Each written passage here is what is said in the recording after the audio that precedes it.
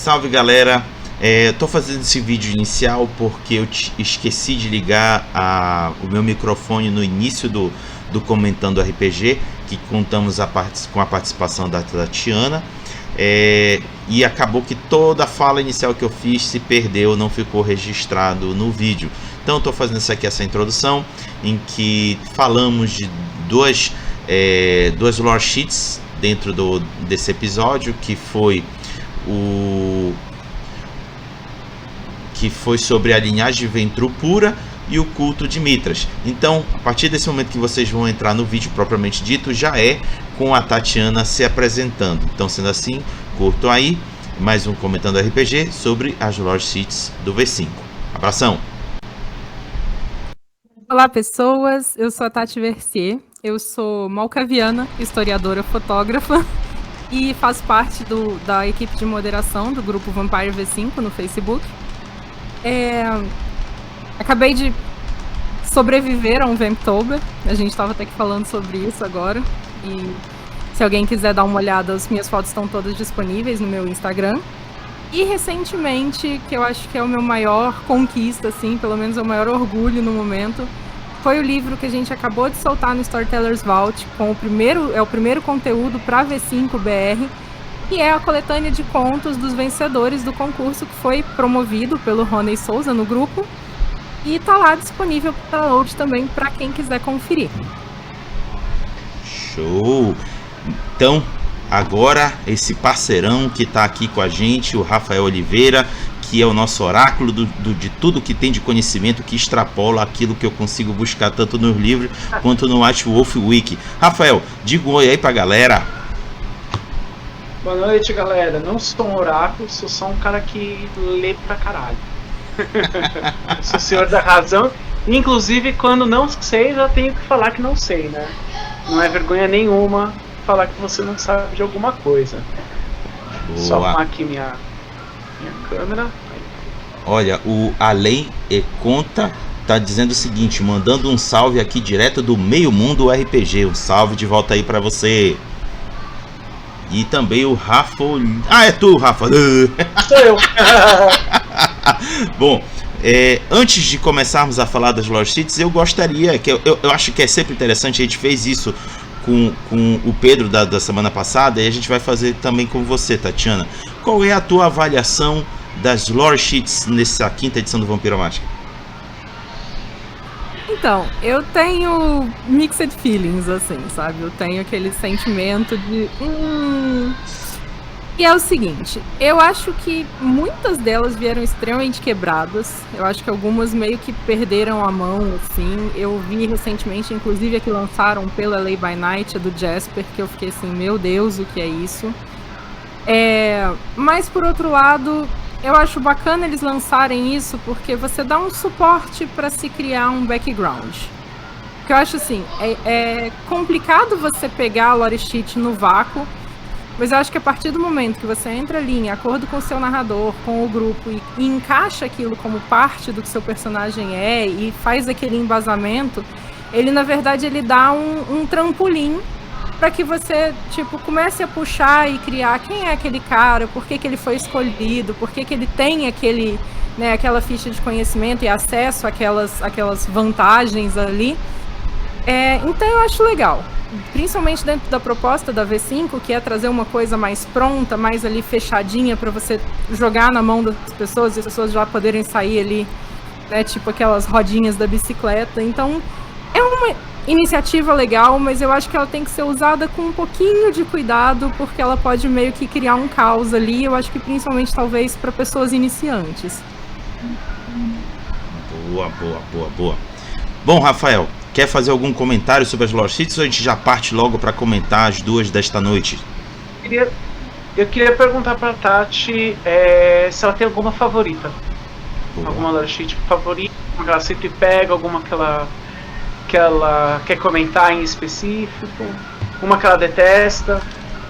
Então, já que é pra jogar demência, a gente joga de uma vez. Eu tenho que admitir que a lore sheet da Helena foi uma puta decepção pra mim. Porque eu fui quente. Eu falei, meu Deus, tem lore sheet, eu quero ser descendente de Helena. E foi meio que ali, né, tipo um banhozinho de água fria. Por outro lado, olhando mais especificamente essas duas que a gente vai comentar hoje, eu realmente achei interessante a segunda, não vou dar spoiler, e talvez ela esteja ali subindo pro meu top ali, top 2, top 3, porque eu achei ela bem interessante. No fim das contas, ela traz uns elementos legais. Boa.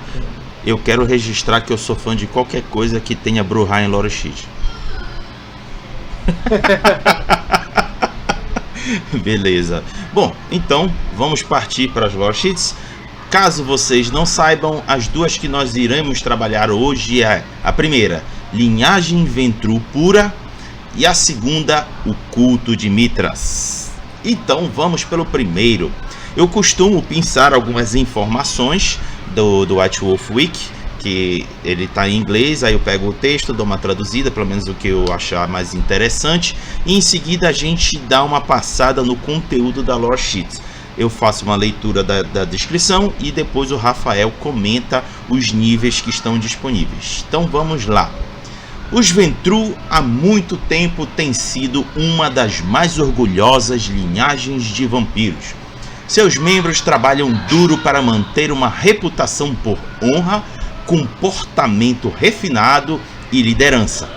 Um senso de obrigação de nobreza há muito tempo impregnou o clã, acompanhada pela genuína crença de que os Ventrue sabem o que é melhor para todos. Eles não somente se consideram o clã mais antigo, mas se veem como os executores da tradição e os líderes legítimos da sociedade dos membros.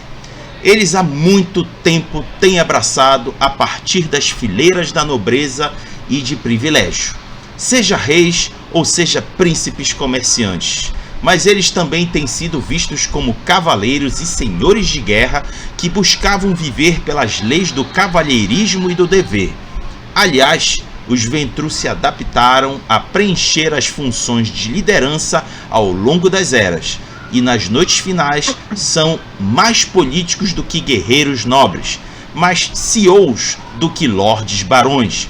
Eles permanecem os maiores apoiadores da Camarilla e da Máscara, acreditando em ambas as instituições a serem os meios certos de proteger os vampiros das crescentes massas mortais e de guardar o seu próprio poder. Agora vou ler o pequeno trechinho de descrição da lore sheet. Mais do que qualquer outro clã, os Ventrue ficam obcecados com a linhagem, recitando seus ancestrais muitas gerações atrás. Alguns alegam que os seus ancestrais transmitem habilidades aos descendentes, enquanto outros declaram que a reputação é poder suficiente. Os Ventrue compreendem a importância da história e da pureza do Vitae. Quando eles falam, os outros escutam. É uma coisa saber a sua ancestralidade. Outra bem diferente é falar orgulhosamente em uma corte de pares ou como um desafio para seus inimigos. Em ocasiões importantes, seja uma função pública ou seja as horas antes de seguir para a batalha, os Ventrue esperam que cada um não somente escute os nomes de seus ancestrais, mas recite os feitos, as realizações, as falhas deles e, em alguns casos, mortes dramáticas para honrar o passado, levantar o espírito e melhor impressionar a audiência, seja um ralé dos Bruhá ou seja um príncipe saturado. Tatiana, o que é que você acha dessa lore sheet? Eu acho que vai ficar geral assim, lá vem o cara da carteirada.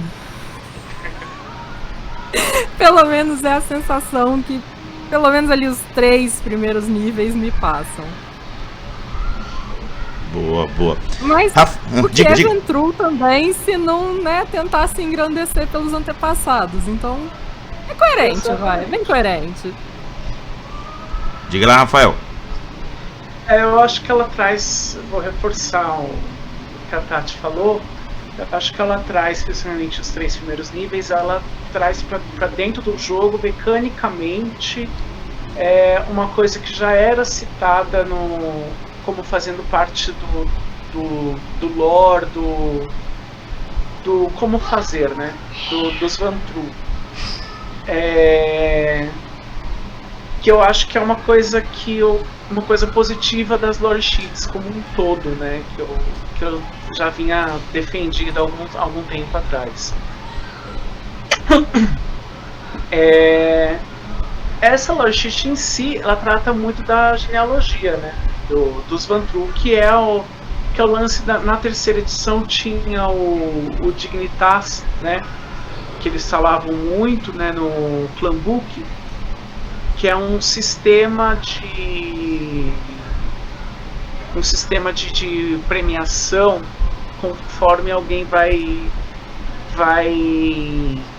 coletando os feitos da sua própria linhagem, né? Você vai estudando os feitos passados da sua própria linhagem até chegar no ancestral comum lá dos Matusaléns, e você vai acumulando essas recompensas, né? Dentro da própria comunidade do clã, entendeu?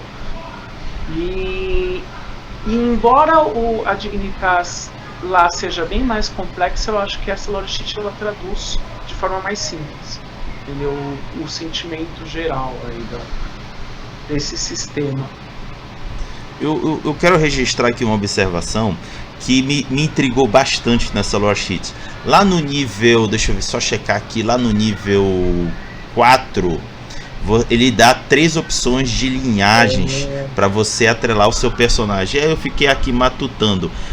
Cara, não era melhor ter criado uma lore sheet para cada um deles e determinar ele como de linhagem, que aí ficou estabelecido no Cults of the Blood Gods, que aqueles que forem em lore sheets de descendência pode ser também denominado de linhagem. Não era mais interessante dar um para cada um dos 3, ao invés de tentar condensar numa lore sheet geral? O que tu acha disso, Tatiana?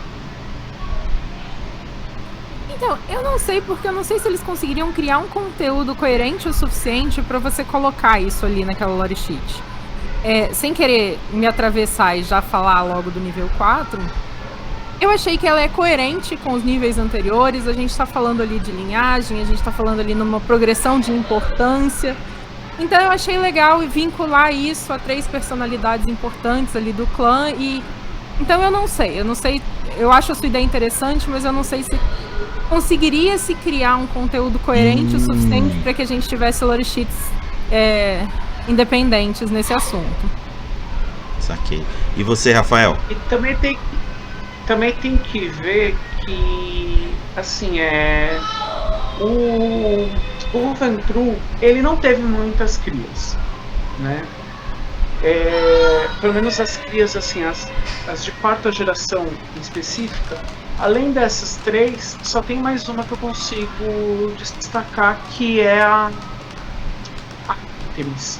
Sendo que o Mithras nem é cria do Vantrue, tá? O Mithras, ele é 5ª, ele não é 4ª geração.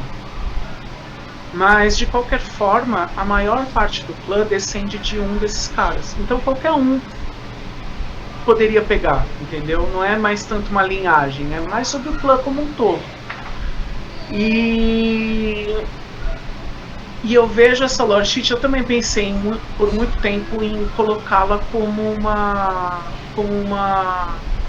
ficha de conhecimento de linhagem, né? Também pensei nisso. Mas eu entendo ela muito mais como uma ficha de conhecimento sobre o estudo da genealogia do que realmente sobre você ser um descendente de uma linhagem específica, entendeu? Porque independente de quem você seja, você vai acabar traçando a sua genealogia até chegar em um desses 3 ou no Antediluviano, entendeu? Eu acho que o que poderia ser criado são mais níveis 4, inclusive do Vedanta, que é o senhor do Mithras, e daí você ter mais opções ali, entendeu? Mas eu acho que essa lore sheet é mais sobre o estudo da genealogia em si do que de uma linhagem específica. E eu acho que aí você pode criar também linhagens específicas, e aí você tem uma ficha de conhecimento de linhagem, né? Saquei. E aí você cria a linhagem do Mitras, a linhagem do Alexandre, né, a linhagem do Antônios e a da Artemis, de quem mais tiver. E Rafael, tu pode comentar pra gente o que cada nível pode oferecer de vantagem para os jogadores? Claro. A primeira, a primeira, a segunda e a terceira são para você bater carteira, é isso. Entendeu? Você fala o nome do seu senhor ou do seu senhor e ganha alguma coisa. No primeiro nível, quando você cita o nome do teu senhor exato, você ganha um dado em teste social. Se o cara estiver presente, se o cara for vivo, se você usar demais o nome do seu senhor, ele pode ficar ressentido. Né? Então sempre usar com parcimônia. No nível 2, o que você ganha é, se você precisar de título em um domínio. No segundo você usa o nome do seu senhor ou da sua linhagem para ganhar o favor dos Ventru do domínio. Entendeu? Eles sempre vão prestar atenção em você. Eles podem não te apoiar prontamente, aí vai depender da sua interpretação, mas eles vão ceder um tempo para te escutar.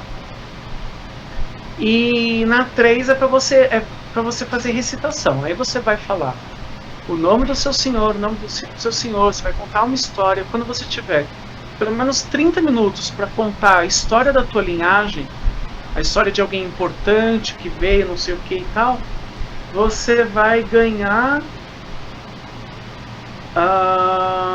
quantos dados bônus? Deixa eu ver aqui. Tô na quadrinha. Um dado bônus em testes sociais pelo resto da cena. Entendeu? Só que esse aqui ele vai te cobrar pelo menos uma meia hora de recitação aí. Aí a partir do nível 4, aí vem essa habilidade, aí começam as interessantes. Né? A partir do nível 4 você escolhe uma linhagem de ser, para você ser. Ou você é da linha do Alexandre, ou você é da linhagem do Antônios, ou você é da linhagem do Mitras. O Alexandre, ele é muito importante na lore do Idade das Trevas da terceira edição. A terceira edição não foi a que saiu no Brasil. É o The Dark Ages Vampire, se eu não me engano o nome. Que tem aquele plot da Guerra dos Príncipes. É uma guerra que começa a acontecer a partir do século XIII. O Alexandre colocando assim, em linhas gerais, senão a gente vai ficar a noite inteira falando só dessa lore sheet. Em linhas gerais, o Alexandre ele foi um Matusalém Ventru que viveu em Paris, ele foi príncipe de Paris por muito tempo e ele era tido mais como ele era confundido com um historiador, entendeu? Porque ele tinha um grande apreço pelas artes e pela beleza e tal, mas ele foi um Ventru por muito tempo foi príncipe de Paris, até que ele se envolveu lá com um historiador da cidade. Ele era casado com uma toreadora e que ele acabou matando num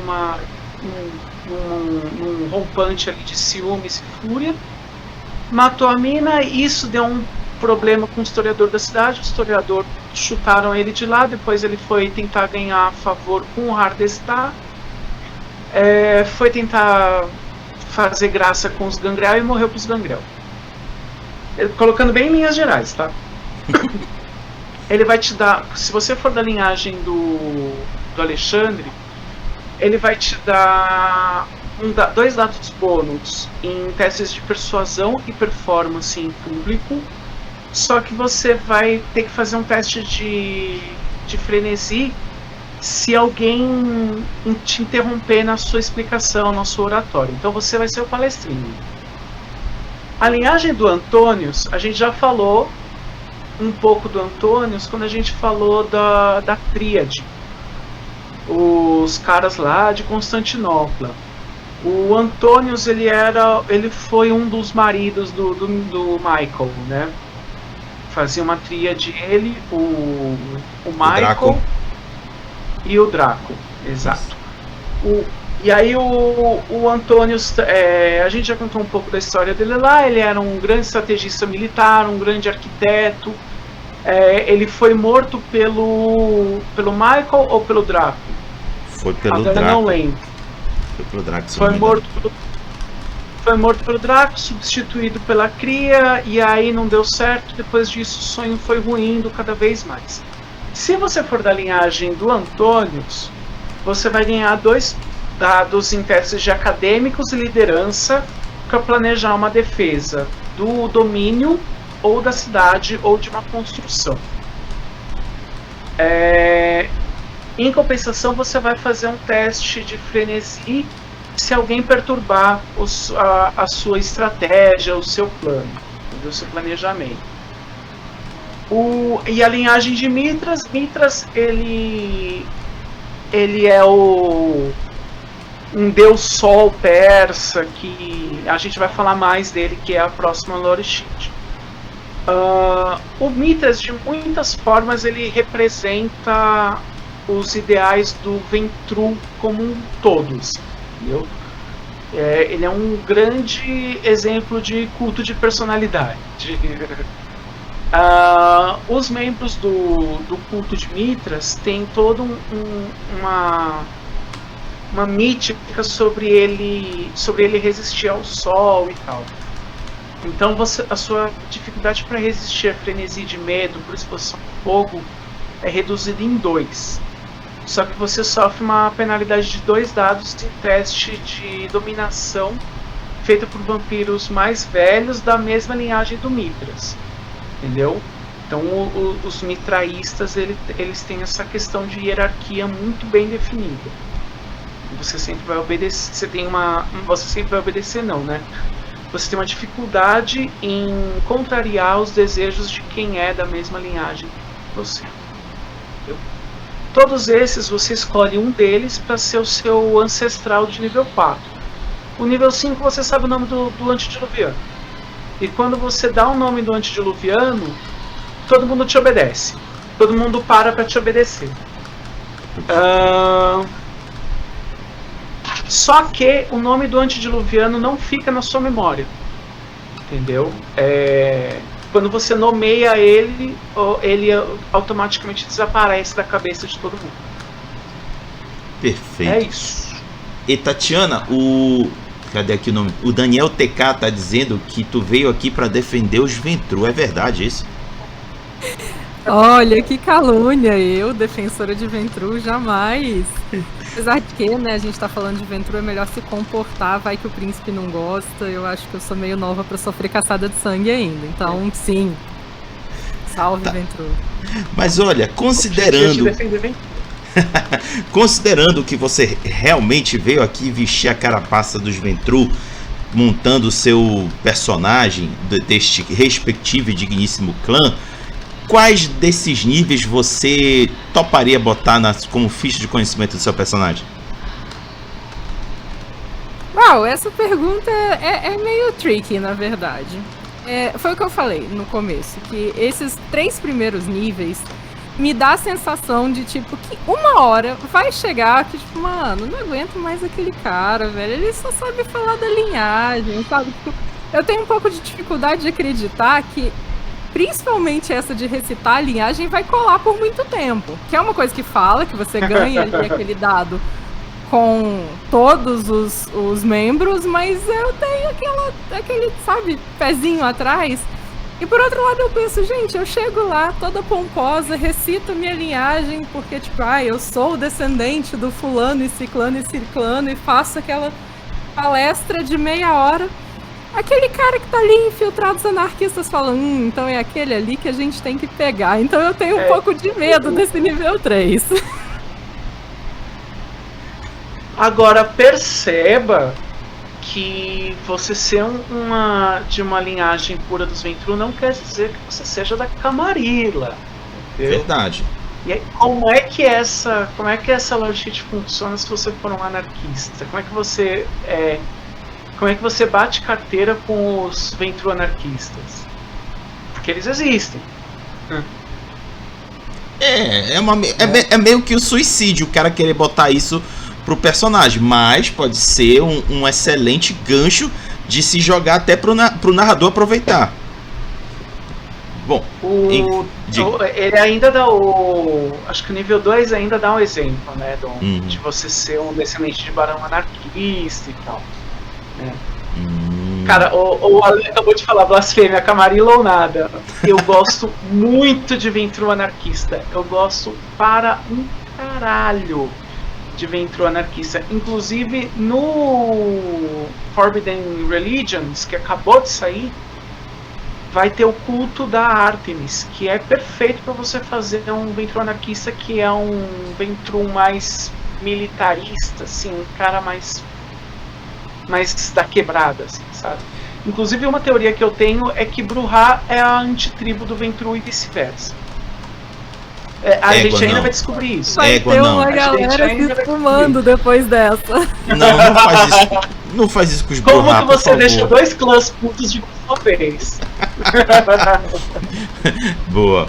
Algum outro comentário da parte de vocês sobre essa lore sheets? Não? Então vamos para a segunda lore sheet. Diga. Tenho. Manda bala. Olhando a minha colinha aqui. De certa forma, uma coisa que eu sinto é que essa lore sheet ela é muito mais aquela ferramenta narrativa e você acaba pagando os efeitos dela muito mais pelo roleplay que ela te permite do que pelas vantagens mecânicas que ela te fornece. Porque se você for pensar, por exemplo, o mérito Beautiful, né, que é a aparência surpreendente nas edições anteriores, eu não sei como a Galápagos traduziu isso agora, ele acaba te dando a mesma coisa, um dado de vantagem em testes sociais e por aí vai, normalmente pelo mesmo preço. Então eu fico um pouco nisso, assim, fora que em muitos casos acaba sendo uma questão um pouco mais nichada, pelo que eu falei que uma hora alguém vai cansar, eu não acho plausível que alguém não se canse. Então eu fico pensando que tem essa questão também de você pesar se você tá pegando aquilo ali pelo roleplay ou pela vantagem, porque muitas vezes o que eu percebi nos lore é que compensa muito mais você comprar a vantagem e construir o seu personagem do que você pegar uma lore sheet pelo que ela te dá mecanicamente. E isso acabou se provando muito nessas. Outra coisa que eu pensei é que acaba sendo uma lore sheet que depende de você ter um público Ventru muito grande naquela cidade ali. Se você for levar em consideração que as sociedades vampíricas numa cidade elas não vão ter um número volumoso de membros de um único clã, acaba sendo você tendo que focar um pouco mais, e eu acho que no do culto de Mithras acaba puxando isso também, de jogar esse peso pro narrador, de criar plots, de criar situações em que aquela lore sheet se encaixe. Boa. Teve aqui uma pergunta da Margot que eu achei intrigante. Ventru é um cenário de vampiro? Não conheço nada de vampiro. Margot, há Ventrus que digam que vampiro se resume a Ventru. Comecem os jogos vorazes. Brincadeira. Bom, mais alguma outra coisa pra gente seguir pro próximo? Acho que pode seguir pro próximo. Eu vou. Antes da gente seguir, eu vou reforçar o que a Tati falou, e ainda eu vou falar o seguinte: narradores, mexam nas lore sheets. Tanto mecanicamente, por exemplo, nessa lore sheet, o nível 1 e o nível 3 fazem a mesma coisa, só que o nível 1 faz com uma pessoa e o nível 3 faz com todas as pessoas da sala depois que você perde meia hora. Mano, muda isso. Se não funciona pro teu jogo, muda. Porque como a lore sheet ela é partimentalizada, né? Você tem nível 1, nível 2, nível 3, nível 4, 5. Quando você percebe que um nível não funciona, você pode mexer só naquele nível, sabe? Calibrar ela pro teu jogo. Entendeu? E eu acho que eu percebo que calibrar a lore sheet é menos complicado do que você calibrar uma vantagem, uma qualidade. Eu acho que na lore sheet você consegue calibrar e manter a temática, entendeu? Tendo a temática como um norte, entendeu? Para que funcione na sua mesa, entendeu? Eu não acho que é justo você pagar 3 pontos para ganhar um dado, tá ligado? Mesmo que seja um dado durante a cena inteira com todos os vampiros da cena, entendeu? Então, como é que funciona isso, entendeu? Funciona como... Se for funcionar como all, o poder do presença, né, o fascínio, mesmo assim é um poder de nível 1, cara, entendeu? Então, sei lá, e aí você entra várias outras questões, né? O fascínio, dá pra combar com o Beautiful? Dá pra você combar o fascínio com o Beautiful mais essa lore sheet? Isso são coisas que dá pra você vai ter que resolver na tua mesa, porque não tá no livro, não tá escrito. Entendeu? Então é mais por aí, entendeu? E se não funciona, e se é assim, esse nível em específico não funciona, faz o que eu falei lá há umas 2 semanas atrás, eu comentei do Seattle by Night. Tira isso, tira esse nível da lore sheet e coloca um outro, entendeu? Completamente diferente, sei lá, com 3 pontos nesse nível da lore sheet, você solta fogo pela bunda, tanto faz, entendeu? Inventa um bagulho, mas que tem a ver com a tua mesa, porque esse é o caminho de você criar as lore sheets da tua mesa, entendeu? Você está personalizando um bagulho que foi feito para ser geral, entendeu? Antes de passar, eu quero registrar, Tati, que a galera veio aqui em peso pra te ver. Estão fazendo altos elogios aqui no chat. Show de bola. Muito obrigada, gente. Eu adoro todo mundo. Boa. Então, vamos agora seguir para a próxima lore sheet, que tem a ver com o culto de Mithras. Por isso que disseram que hoje é a noite dos Ventrue. Chega a tá dando até coceira aqui, esses Ventrue malditos. Mas vamos lá. Bom, dinheiro na conta não entra, né? Ah, que negócio de dinheiro na conta. Lá vem o capitalista. Brincadeira, gente. Bom, galera, quando eu me deparei com o conteúdo do White Wolf Week do Mithras, eu pensei, gente, isso é muita coisa. Égua do personagem para desenvolver e coisa ao longo dos suplementos e livro. Então eu não vou lê-lo porque ele é gigante. Vou só fazer aqui alguns comentários, aí eu vou trocar bola com a Tatiana e com o Rafael, e aí depois a gente entra propriamente dito na lore sheets. Primeira coisa que me chamou a atenção, Rafael e Tatiana, é que na descrição do Mithras é que ele é um senhor da guerra, né? Viciado em ir para campo de batalha do que ficar. Aí ele faz a relação, né? A descrição do personagem faz a relação com o Império Romano, que a principal atuação dele foi no Império Romano, que depois que ele foi migrar para a Ilha da Bretanha para estabelecer o poder dele, que é mais representado nos dias de hoje. Mas vocês gostaram dessa origem dele ser um grande estrategista militar? Tatiana? Não, eu acho legal porque o Mithras ele resgata também aquela questão do Ventrue guerreiro, né? Que é uma coisa que você falou no começo, que hoje em dia os Ventrue são muito mais representados pelos CEOs, pelos homens de negócio, o terno e a gravata. E eu gosto bastante do Ventrue guerreirão, que vai pra guerra, que vai pra luta. Afinal de contas, cara, o cara tem dominação, e agora a gente tem Mass Manipulation, que é maravilhoso, sabe? Imagina isso num campo de batalha. E tem fortitude no talo. O cara nasceu pro campo de batalha, sabe? Então eu acho que é um pouco também fazer essas honras ao Ventruzão original lá, o cara que não só, né, portava a coroa, mas que também liderava os exércitos e que lutava pelo... Tudo bem, a gente tá endeusando um pouco o Ventrue aqui, mas a gente tá aqui pra isso hoje. Né? Mas o único cara que... O único Ventrue que você tem toda a licença pra endeusar é justamente o Mithras, né? O primeiro a endeusar o Mithras é o próprio Mithras. Dele. Ele tinha ali aquela presença constante de vigiar pessoalmente os subordinados e tal. Ele tem, a gente dá um desconto. Boa. E tu, Rafael, o que tu acha dessa característica militar do Mithras? Então, primeiro, o mitraísmo, ele é uma religião militar, né? Assim, cara, o mitraísmo aqui, né, da nossa terra. Quando o mitraísmo, ele era uma religião dos soldados. E isso foi fundamental para espalhar a religião. Porque era nos movimentos militares que essa religião viajava também, entendeu? E isso foi importante para o mitraísmo ter chegado à Bretanha, entendeu? Por exemplo.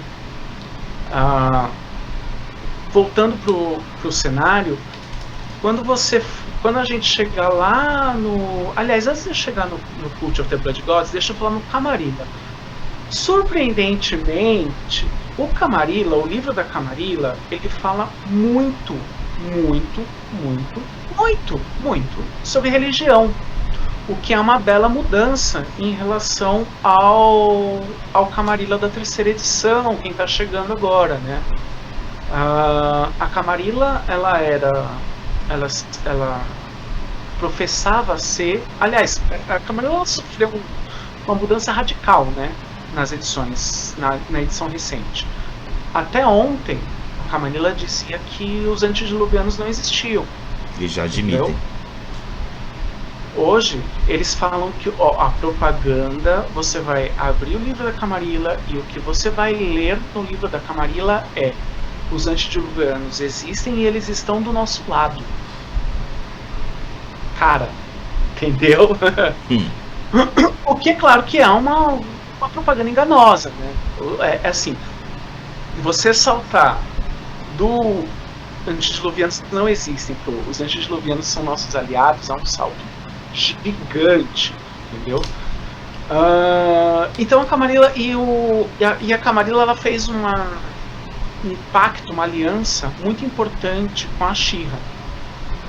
Para a Shira não cai bem se você for um apóstata, entendeu? Eles até conseguiram. Eu vivo reclamando que não vai ter não vai ter manual da Shira, que é um tema muito sensível, que, enfim, eles jogaram a Shira no ar e depois não falaram mais nada. Mas o Camarilla ainda fala bastante sobre a Shira. A Shira, ela não é feita só de vampiros muçulmanos. Existem cristãos na Shira, existem judeus na Shira, existem judeus e cristãos entre os Banu Hakim, enquanto a gente ainda está falando disso, inclusive.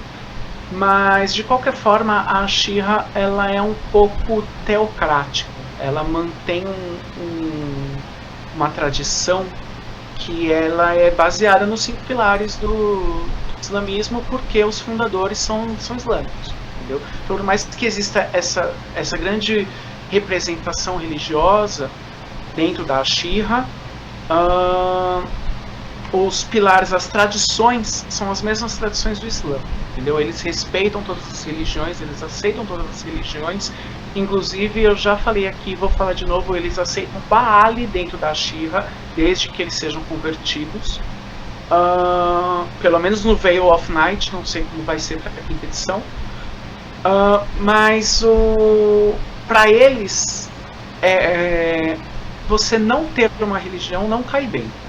Você já começou a dar esquerda nos negócios, entendeu? Você pode ter a religião que for, desde que você tenha alguma, entendeu? E dentro do mundo vampírico como um todo, né, é mais sobre uma religiosidade. E aí, por que eu tô dando essa volta inteira? Porque a Camarilla tá desesperada para encontrar uma religião oficial, entendeu? E o culto de Mithras, ele cumpre bem esse papel, entendeu? E aí a gente vai voltar na sua pergunta inicial, que é: o que você acha desse negócio de ser uma religião militarizada?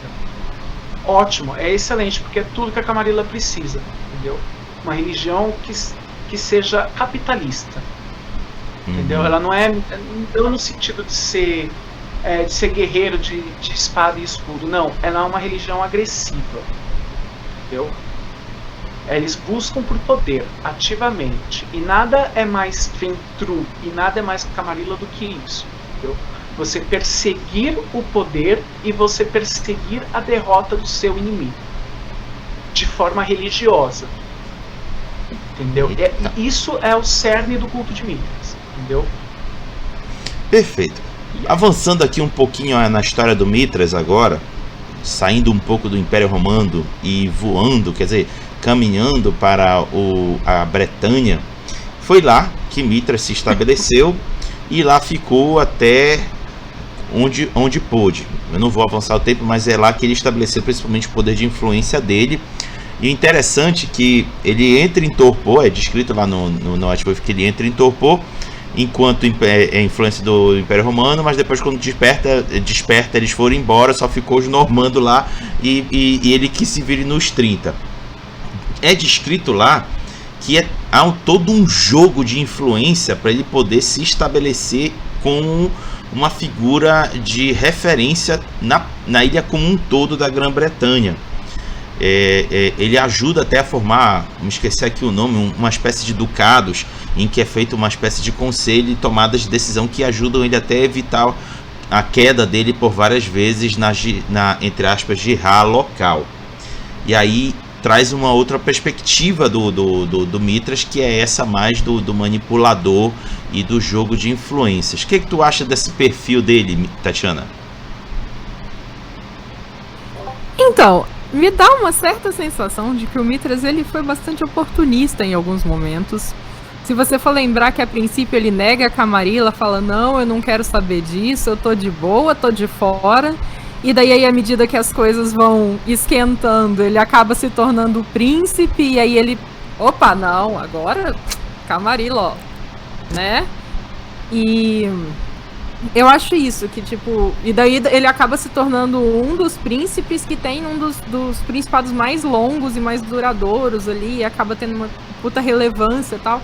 Então, me parece ali que é muito mais uma questão de oportunismo, de navegar na maré e ver o que vai ser melhor pra ele, do que tipo, ó, não, eu realmente acredito nisso, eu, tipo, sabe, pelo menos é a sensação que me passa analisando essa trajetória ali. Claro, a gente pode levar em consideração que as pessoas evoluem, mudam as crenças e tal, mas a gente tá falando de vampiros que são seres que tendem a ser um pouco mais arraigados àquelas crenças mais, tipo, primordiais de quando eles foram criados e tal. Então me leva muito a crer que ele meio que aproveitou essa vibe para poder surfar na onda e pegar o que era melhor para ele.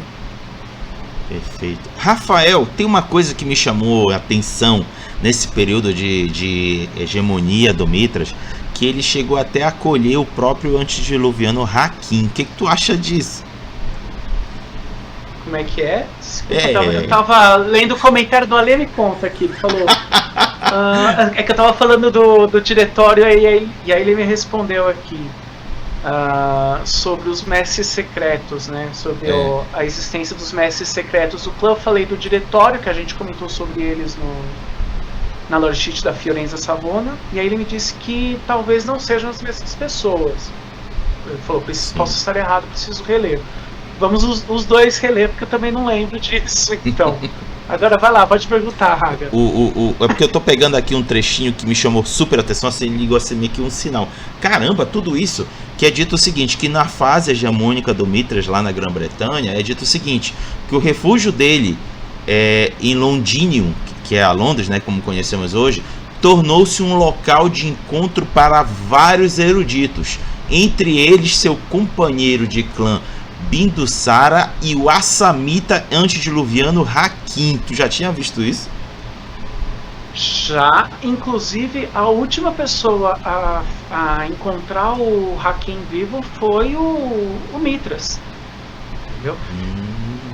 E assim, por coincidência ou não, o Mithras foi diablerizado por um Banu Hakim, né? Por um assamita. E aí eu tava pensando um pouco nisso, da onde que veio, né, ele ser diablerizado por um assamita e tal. Será que isso não foi uma tentativa não, né, uma decisão editorial para devolver o nome, né, Mithras, assim, para a etnia a qual ele pertence, tipo, tentar devolver ele para os persas? É uma leitura. Isso foi uma coisa que me atravessou agora. E fora que, mano, que bizarro, né? Assim, o Matusalém dos Ventru é um Banu Hakim. Bom, avançando um pouquinho no tempo e depois já entrando na lore sheet propriamente dita, o Mithras veio a ser diablerizado e acabou quem assumindo o posto no lugar dele foi a Anne, que ficou depois conhecida como Queen Anne, que era a senescal na época. E agora, adentrando na lore sheet, vou ler o seguinte: mais do que qualquer outro clã, os Ventrue ficam obcecados com a linhagem, recitando seus ancestrais. Eita, tô lendo errado, desculpa, perdão. Tô lendo certo? Não, gente, eu troquei. Desculpa. Aqui falha técnica, mas já vou corrigir isso rapidamente. Eu na pressa esqueci de fazer a troca. Eu já corrigi isso, gente. Rapidinho. Pronto, tá aqui na minha frente. Se o computador ajudar. Tá, cadê? Tá aqui, cadê? Victor Ash. Pirâmide. Pronto, desculpa, gente, vamos lá. Alguns vampiros reivindicam o status de divindades, tanto entre os membros quanto o gado. Próximo a 7, Mithras é provavelmente o mais infame dos cainitas deuses, um Ventrue de incrível idade e poder, e um dos mais antigos príncipes na história dos membros. Mithras formou um culto de seguidores fiéis para a religião mitraica, incorporando ornamentos da legítima religião das antigas tradições vampíricas. Embora Mithras tenha sido destruído no século XX, e o seu diablerista, por sua vez, supostamente destruído no expurgo de Londres da Segunda Inquisição, o seu senescal e confidente de longa data, Roger de Camden, lidera o culto de Mithras na ausência dele. Você pode ser um membro do culto, ou até um de seus líderes.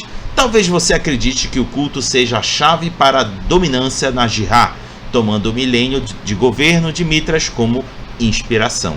Tatiana, você que já leu a lore sheet, o que você achou dela? Então, como eu falei antes, ela subiu bastante no meu conceito. Eu confesso que eu não tinha pegado para ler ela a fundo, eu tinha dado uma passada de olho, porque é Ventrue, né, afinal de contas. A gente não precisa de mais gente enchendo a bola deles, eles já têm a bola cheia o suficiente.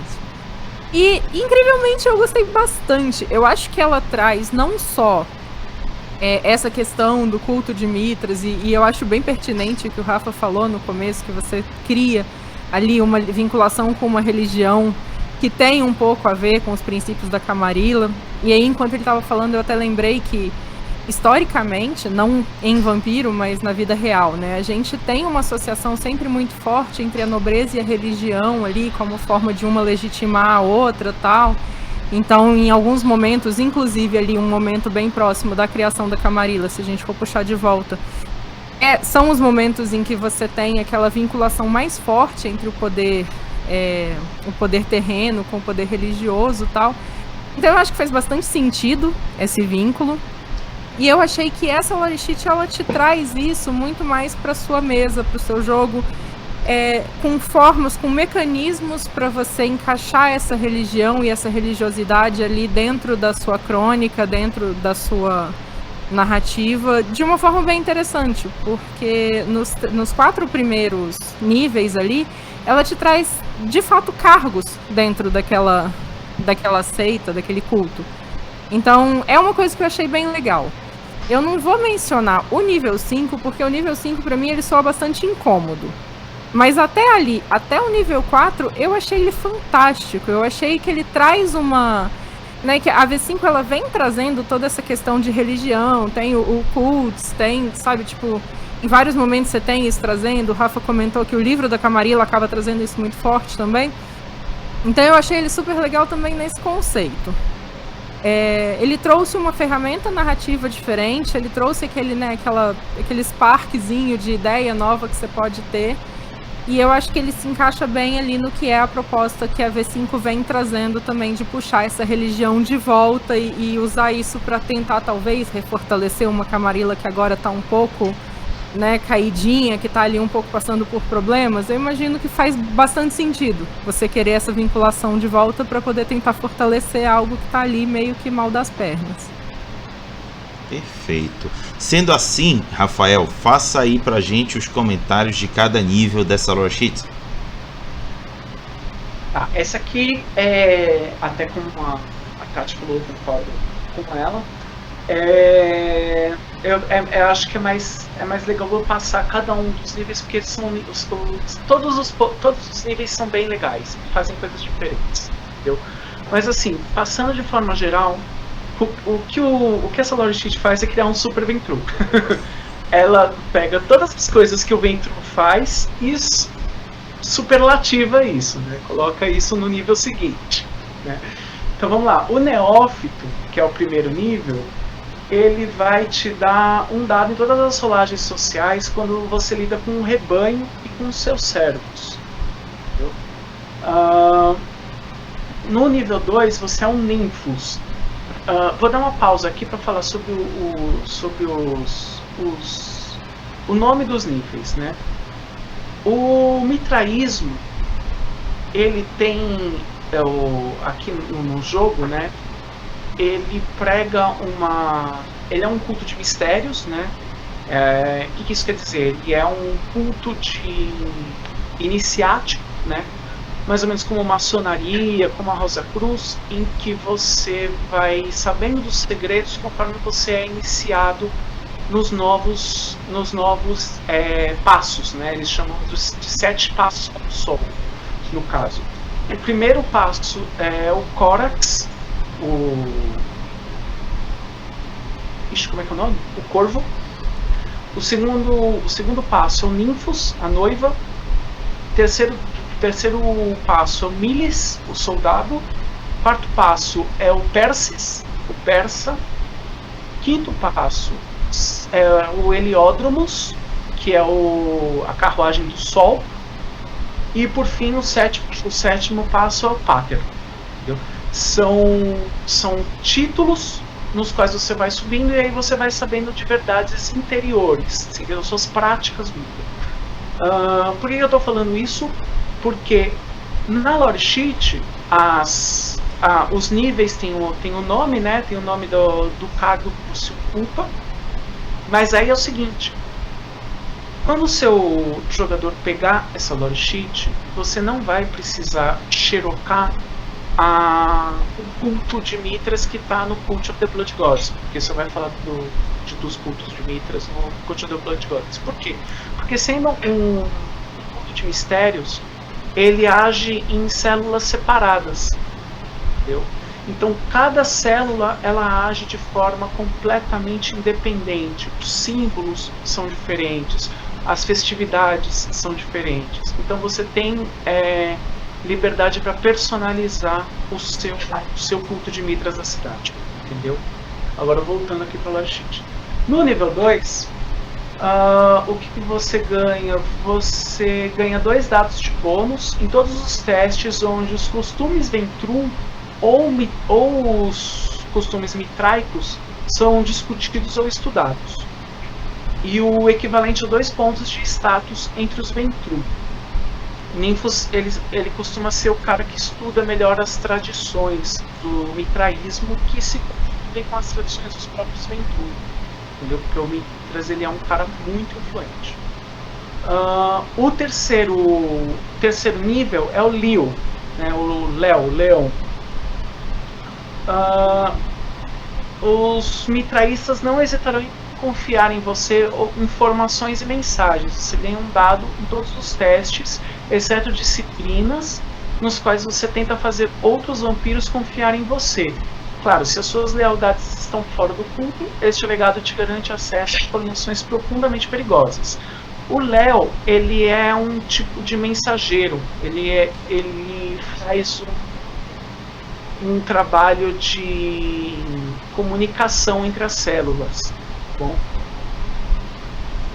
aliás, entre as células não, entre os membros das células. É ele que vai falar quando vai acontecer tal encontro, qual é a senha, esse tipo de coisa. O nível 4 é o Persis.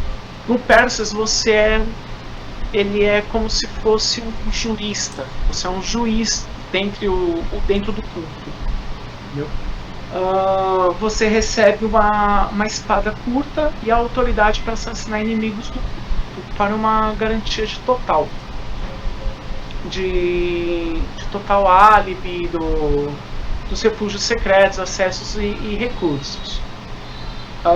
Esse legado presenteia você com 3 pontos de antecedente para alocar em qualquer domínio em que o culto de Mithras esteja presente. Você vai ganhar aí status, recursos, aliados, mola, uma gama de antecedentes extras que você vai ganhar além do próprio cargo em si, né? O Persis, quando você mata alguém em nome do culto, eles te arranjam álibi, entendeu? Eu acho que isso sozinho já é uma vantagem muito maior do que qualquer bola que você possa ganhar, entendeu? E aí o 5 é o não conquistado. Você ganha 3, deixa eu ver se eu lembro de cabeça, são os 3 pontos de dominação.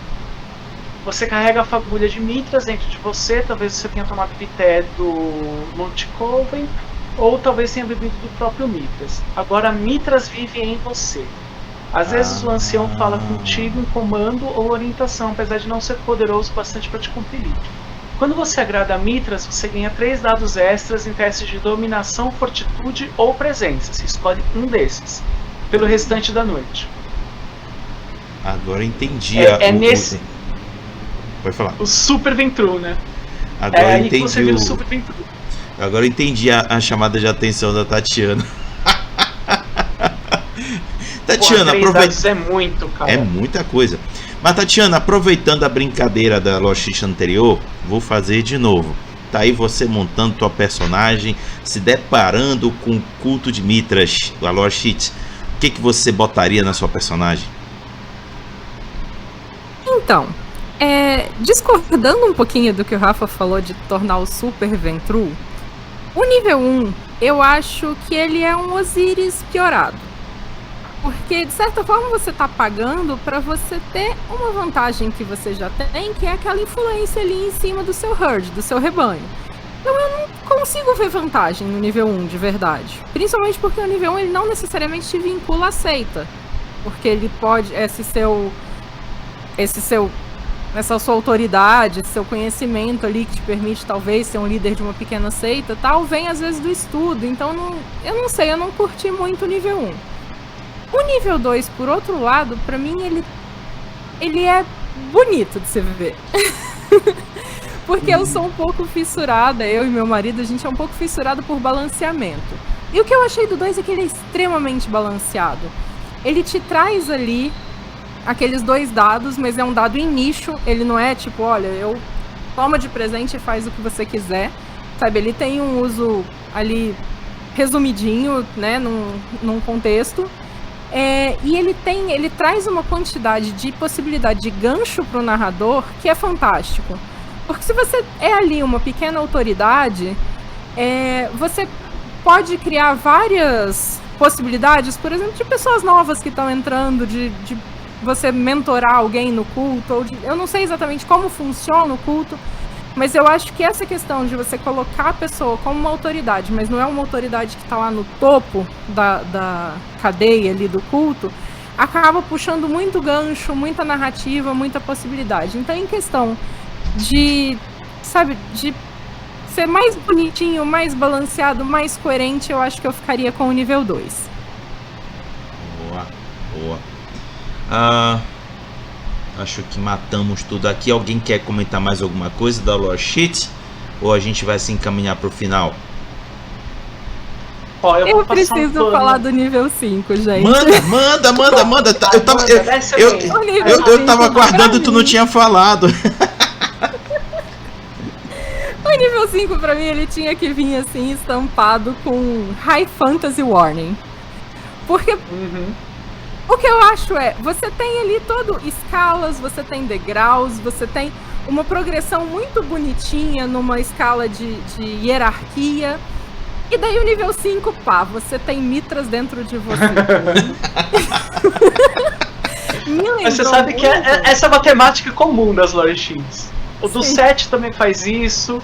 Tem muita lore sheet que faz isso. Ela vai aqui, ó. 1, 2, 3, 4, 5. Exato. Ela decola. Isso me lembrou muito o mentor incorpóreo que a gente tem no clã book do Malkaviano da 3ª edição. Só que você tá dando isso pra alguém que não necessariamente tem uma perturbação. Apesar da lore sheet não ser uma lore sheet de Ventru, você não necessariamente tá dando isso pra alguém que as pessoas vão falar, tipo, né? É Malkaviano, vai. Não dá pra levar sempre a sério. Então, basicamente, você tá dando fucking mitras como mentor incorpóreo pra um jogador. Eu achei quebrado? Achei. Devo admitir. E daí ela me levanta uma série de questões que eu acho que elas não ficam bem resolvidas. E que talvez elas abram ou uma grande vantagem ou uma grande desvantagem. Porque assim, ele fala, mitras vive em você. Mas mitras vive só em você? Ou ele vive em talvez todo mundo que participou daquele ritual de sangue? E daí eu penso, será que nós somos um Horcrux de mitras? Eita! Será que se a gente reunir todos os Horcrux, mitras volta? Porque ali no início ele fala que o cara, ele governa o culto de mitras na ausência de mitras. Quando ele fala ausência, me chama aquela atenção de será que mitras pode voltar? E aí é uma coisa que eu não sei, porque eu desconheço essa possibilidade. Eu não li, de fato, o culto de mitras no outro suplemento. No cult. No cult, ele já afirma, entendeu? Já dá certeza de que o Mitras ele tá planejando alguma coisa para fazer com a fulana de tal quando ele voltar. Então assim, e outra, é um ciclo do culto, na verdade, porque o culto ele passou por vários momentos de altas e baixas, né? O Mitras ele tá acordado e aí ele entra em torpor, e aí quando ele acorda e aí ele dorme de novo, que é o ciclo do sol, né? O sol se ergue e o sol se põe, entendeu? Então é meio que essa metáfora que eles colocam. E aí tem uma galera que acha que defende que a última morte do Mitras foi só mais um pôr do sol. Por mais que eles tenham parado de sentir, eles pararam de sentir quando o Mitras foi diabolizado, entendeu? E lá é descrito que uma fagulha assim se acendeu, né? Uma sensação pequena, entendeu? Que está acontecendo. Então sim, o Mitras pode voltar, o Mitras está voltando. Agora eu acho bem legal isso que você está falando. O Mitras está dentro de você, mas ele não está só dentro de você. Entendeu? Eu achei sensacional. E o Mitras ele tem a própria agenda dele. Agora, uma coisa que me passou pela cabeça agora, tanto sobre o Mitras quanto sobre o 7, quanto todas essas lore sheets assim, que dão essa decolada, é que será que eles não estão tentando colocar no design de jogo um recurso mecânico para avisar pra gente que o que eles querem, o que eles estão, né, desenvolvendo pro jogo é um jogo em que apesar dele ser mais supostamente mais low level, né, porque eles fazem aquele plot do chamado, né, apesar disso eles estão avisando pra gente que é um jogo, que eles estão desenvolvendo um jogo em que os antediluvianos estejam mais presentes, entendeu? Que é uma possibilidade que a gente não tinha na 3ª edição. Na 3ª edição tava uma coisa tipo, eles vão voltar. E agora na 5ª, eles estão literalmente colocando na nossa cara, eles voltaram. Não, é fato, eles voltaram, eles estão aí, entendeu? Então isso me bota pra pensar nisso, assim, entendeu? É bem coerente, porque... O que não apaga, né, não apaga a apelação da ficha, né? Você tem até o nível 4 você tem Vampiro, a Máscara, no 5º você tem Vampiro, segundo Justin Aquino, entendeu? Vai lá, Tati. Não, o que me incomoda nisso tudo é que, extrapolando um pouquinho, e é coerente, eu achei muito legal o que o Rafa falou, e a White Wolf já tem aquele histórico ali de trazer as pessoas de volta, né? Quantas vezes o loading de Chicago vai e volta, da última vez ele volta cheio de cicatriz, como assim? é que se Mithras está dentro de você, você está comprando uma vantagem de 5 pontos para se tornar talvez o puppet dele, né, a marionete dele, porque se ele tá ali dentro de você, né, sussurrando na sua orelha, te dando às vezes orientações e conselhos e por aí vai, é de se imaginar que alguém que atingiu um cargo tão alto, que viveu por tanto tempo e que sustentou um principado numa localidade tão importante da Europa por tanto tempo, ele não vai conseguir manipular só com as palavras, sem precisar usar qualquer disciplina, um neófito, entende? Então é isso que eu fico pensando, tipo, é um twistzinho cruel você pensar que talvez ali o sussurro de Mithra na verdade esteja te tornando de novo uma marionete e que traz de volta o que o jogo tinha se tornado antes. Porque em algum momento ali, principalmente eu falo mais de Chicago by Night porque eu estou jogando Chicago,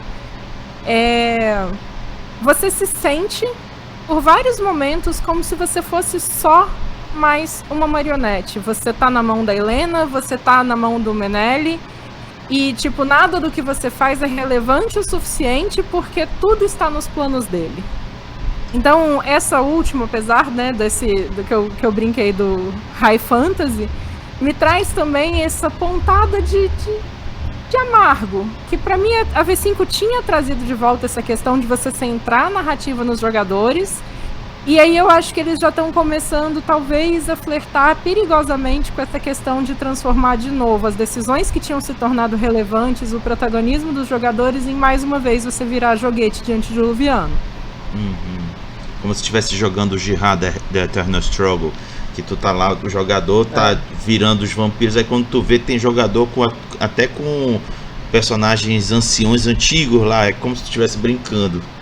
Mas eu concordo contigo, Tati, é perigoso se eles acabarem fortalecendo cada vez mais essa visão que você acabou de apresentar pra gente, bem interessante.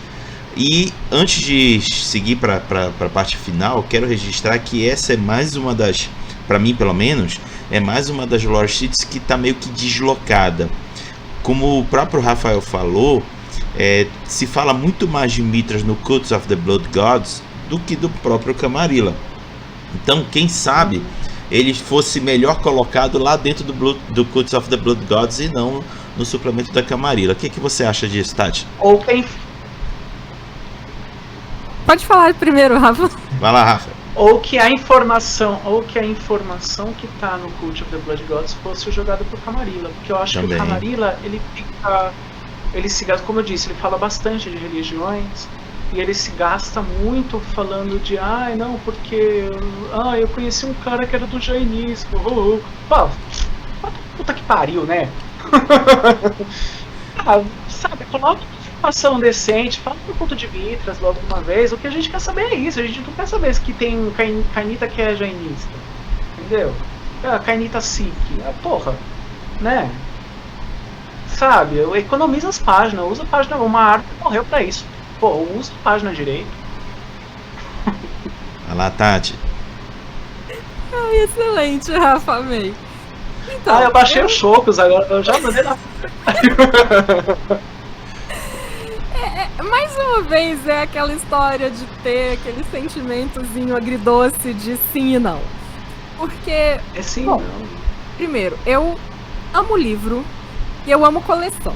Então, pra mim, quanto mais suplemento, quanto mais frufru, quanto mais enfeite, melhor.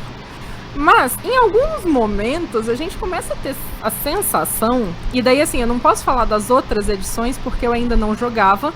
Então, quando eu comecei a jogar, já existia o hacking e eu não vi o lançamento contínuo de livros. E também o nosso acesso a livros de RPG antes não era tão fácil quanto é agora. Agora saiu, a gente já fica sabendo. O que eu sinto que muitas vezes é como se a gente tivesse comprado um jogo e a gente não consegue jogar ele sem as DLCs. Claro, a gente consegue. Mas o que essas, entre aspas, DLCs estão trazendo é cada vez mais relevante. E principalmente em relação ao lore sheet, eles estão fazendo assim com elas, ó.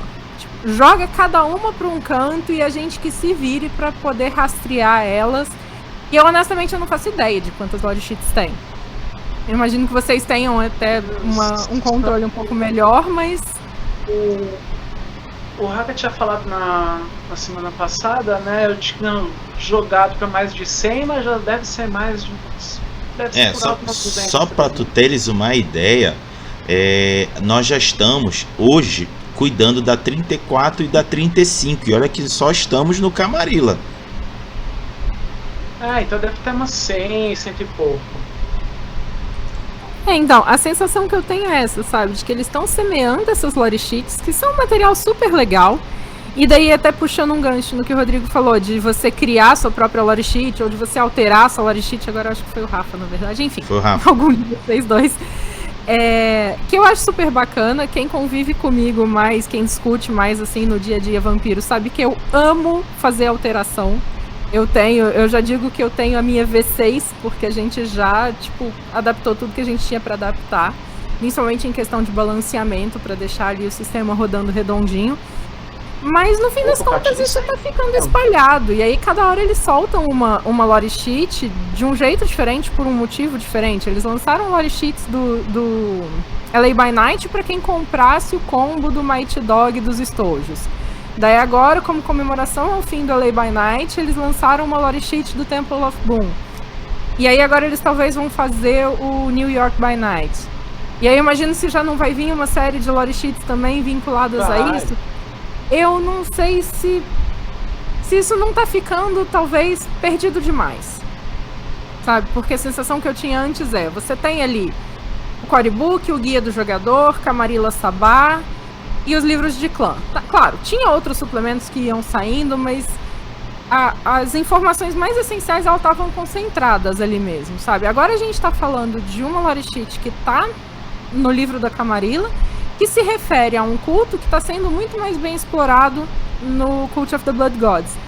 Então, me incomoda um pouco essa fragmentação e talvez o acesso a todo esse conteúdo que está sendo lançado e que está sendo polvilhado nos suplementos, ao invés de se centralizar, às vezes, por tema, por assunto, por clã ou pelo que seja, sabe? Isso me incomoda um pouquinho, por mais que eu adore montar coleção e ter uma prateleira lotada. Perfeito, gostei dessa fala. E isso pode também se aplicar um pouco, vou até fugir um pouquinho do tema, porque eu me enxerguei agora, quando eu estava procurando informações, por exemplo, La Sombra, para jogar de La Sombra, e depois de Recata. O cara precisa ter que adquirir o Cults of the Blood Gods e o Chicago by Night se ele quiser jogar com um desses dois. Aí é como a Tatiana falou, o cara tem que correr atrás de onde tem informação para ele poder se sentir agraciado com o que ele deseja jogar. Mas beleza. Uma reclamação que eu pensei lá no grupo do V5 é de que são duas opções, né? Ou a Galápagos vai ter que publicar o Chicago by Night. Tudo bem que já tá nos planos dela, mas ou eles vão ter que publicar o Chicago by Night pra gente poder ter acesso à La Sombra, ou a gente não vai ter La Sombra no Brasil. Exatamente. Sendo que dentro do cenário, La Sombra é o clã que mais tem aqui. La Sombra e Toreador são os dois principais clãs do Brasil.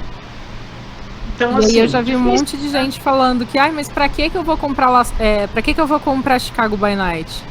Eu não gosto de Chicago, eu não quero jogar Chicago, eu não vou comprar só pra ter acesso à La Sombra, sabe? Uhum. Essa fragmentação das informações e que tá me incomodando um pouco. Nossa. Verdade. Perfeito. Bom, vamos começar agora, caminhando pro finalzinho, que é dizer pra vocês que as próximas duas lore sheets que vamos tratar semana que vem a primeira, a Pirâmide, que tem a ver com o clã Tremere, e a segunda é a Victoria Ash, a toreador superstar da Camarilla, que essa mulher faz de tudo nessa história da seita. E agora ela é do lar. Tudo pra ser do lar. Mas pra quem leu já lore sheet não é bem assim não. Ela meio que tá experimentando uma nova vibe. Mas bicho, pra quem já acompanhou, por exemplo, o clã Novel do clã Toreador, fazem ela de gato e sapato ali, viu? Clã Novel Toreador e clã Novel Tizimice, lembrei do Tizimice, fazem ela de gato e sapato. Caramba, tá aí um personagem bem massacrado. Oi? Bom, eu já falei algumas vezes em off, eu vou falar em on, que o Clan Novel de Tzimisce, ele foi o pior livro que eu li da minha vida. Não é o pior livro de vampiro, não é o pior livro de RPG, é o pior livro, ponto, que eu li na minha vida. Mas calma, guarda pra semana que vem. E a cena com ela é a mais bizarra, é o motivo pelo qual eu acho o pior livro, mas vou guardar. Guarda. Ó, como mensagem final. Pera. Ó, como mensagem final, uma coisa que eu já tinha falado algumas semanas atrás, e toda vez que vocês me derem a oportunidade, eu vou reforçar como dica para mitigar esse negócio que a Tati falou e que eu concordo sobre as lore sheets, agrupe elas por temáticas. E aí quando vocês forem jogar, o narrador ele vai escolher algumas temáticas e aí vai colocar elas dentro do jogo, entendeu? Não deixa os seus jogadores escolherem cada uma das 100 lore sheets, porque senão você vai ter um cultista de Mitras, um cara que tá com um avatar de 7 no corpo e um Tremere que é uma prostituta da Victoria Ash, e você vai ter que lidar com todas essas coisas que são completamente díspares no seu jogo, entendeu? E aí você vai ter um jogo super colorido, entendeu? Então assim, se você quiser um jogo mais conciso, mais, sabe, pé no chão, pega as lore sheets que valem para o seu jogo, entendeu? Pergunte para si mesmo qual é a temática do seu jogo, sabe, aquela coisa que tem em muitos dos livros do Mundo das Trevas, pega muito nessa questão do tema e clima. Define qual é o tema e clima do seu jogo, define qual é a lore sheet que vale, que vai conversar com isso, e aí você conversa com seus jogadores. Então, as que valem são essa e essa. Dentro disso, se o seu jogador tiver alguma proposta, escuta, não nega, sabe, não nega na hora. Escuta o que ele vai trazer, e aí vocês conversam e vão negociando, entendeu? E mesmo quando você aceita uma lore sheet, mesmo que o jogador queira uma lore sheet que não está nos seus planos, mesmo que você queira aceite uma lore sheet, você não precisa aceitar ela integralmente, você pode aceitar alguns níveis delas.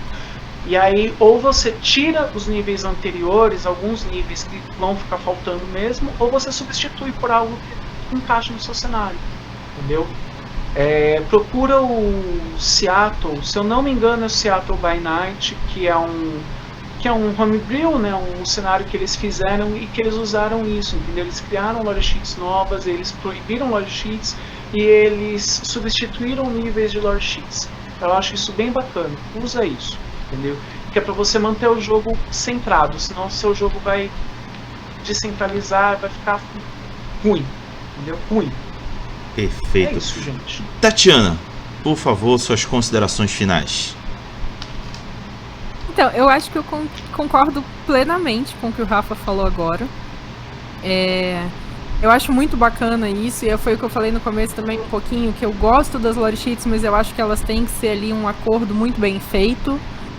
O que eu cansei de ver já é jogador tirado nota de rodapé, tal coisa, e falar, não, mas é canônico, tá aqui, eu tenho que usar, sabe? E é esse o alarmezinho que as lore sheets acabam me soando. Então eu acho que é bem o que o Rafa falou mesmo, delimitar e tipo, mano, é isso e pronto, e tipo, a gente até pode conversar, mas escolher o que serve ali para aquela mesa, para aquele jogo, para não virar o caos.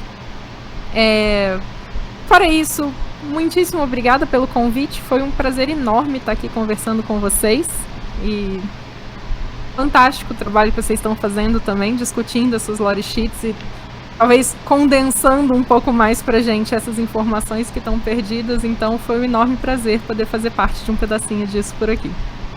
Nós que agradecemos a sua presença. E Tati, se você puder, diga aí pra galera onde é que eles poderão te encontrar.